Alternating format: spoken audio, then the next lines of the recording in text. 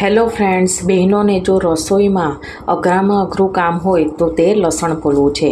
તો આજે હું છે ને કલાકોનું કામ મિનિટોમાં થાય તે રીતના આપણે લસણ ફોલીશું. તો આજે આપણે છે ને કુકરમાં લસણ ફોલીશું તો તે મિનિટોમાં ફોલાઈ જશે. તો સૌથી પહેલાં તો જો આ છે ને એને આ રીતના ઉપરના આ રીતના ભાગ હોય તેને આ ફોક સ્પૂનથી પણ તમે તેની કળીઓને આ રીતના અલગ કરી શકો છો. જો ફ્રેન્ડ્સ, આ રીતના કળીઓને આપણે અલગ કરી દેવાની. જો આ રીતના કળીઓ અલગ થઈ ગઈ. તો ગમે ત્યારે અચાનક મહેમાન આવી જાય અથવા આપણે એકસાથે લસણ ફોલવાનું હોય તો ત્યારે આ ટ્રીક છે ને કામમાં આવતી હોય છે. અમારે ગામડે તો કેવું કે ભજીયાના પ્રોગ્રામો થતા હોય છે તો ત્યારે તો 30થી 35 જણાનો એકસાથે ભજીયાનો પ્રોગ્રામ હોય છે. અથવા તો બાજરાના રોટલા સાથે આવી લસણવાળી ચટણી અને ઓળો એમ એવો પણ પ્રોગ્રામ થતો હોય છે. તો ત્યારે વધારે લસણનો ઉપયોગ થાય છે. તો ત્યારે આ ટ્રીક કામમાં આવે છે, કેમ કે આ ફક્ત આપણે લસણ એવી રીતના કુકરમાં ફોલીને તૈયાર થશે ને કે ફક્ત 2 જ મિનિટમાં તે તૈયાર થઈ જશે. તો આ તો મેં તમને આ છોતરા કાઢવાની એક ટ્રીક બતાવી.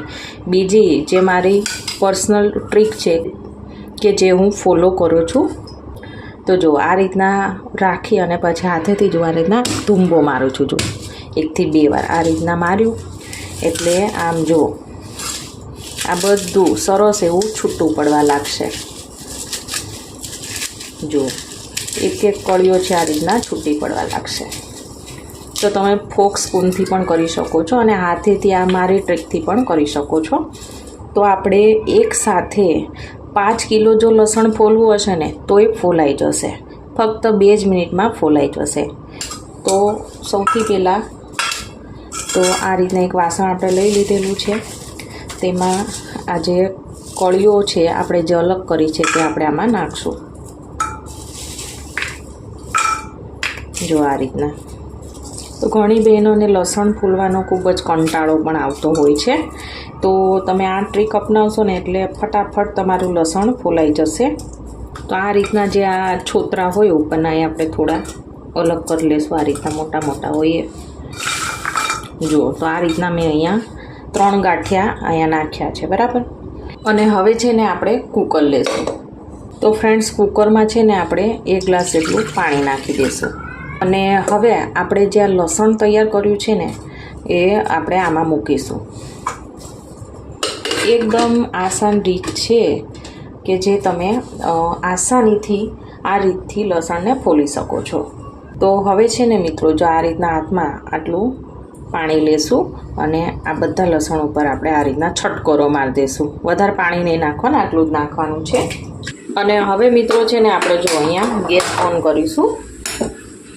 આપણે આ તૈયાર કરેલું કુકર મૂકીશું. તેનું ઢાંકણ આપણે હવે ઢાંકી દઈશું.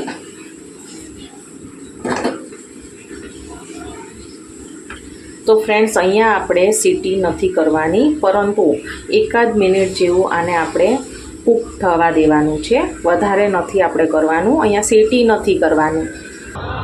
તો ફ્રેન્ડ્સ, અહીંયા જો 1 મિનિટ બાદ કુકર એકદમ ઠંડુ થઈ ગયું પછી મેં એનું ઢાંકણ ખોલ્યું છે.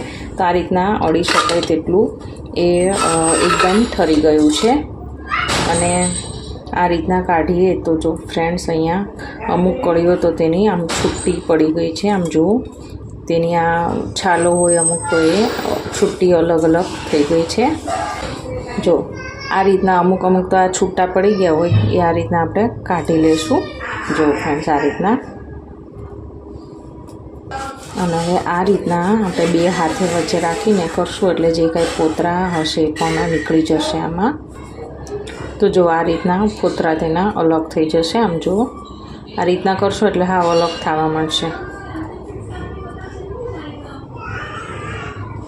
અને હવે જો આ રીતના અમુક કળીઓ જે રહી જતી હોય ને તો એને આ રીતના એકદમ તે છે ને સોફ્ટ થઈ ગયો હશે. તો આ રીતના તેને ખોલશો ને એટલે તે જો આસાનીથી ખુલી જશે.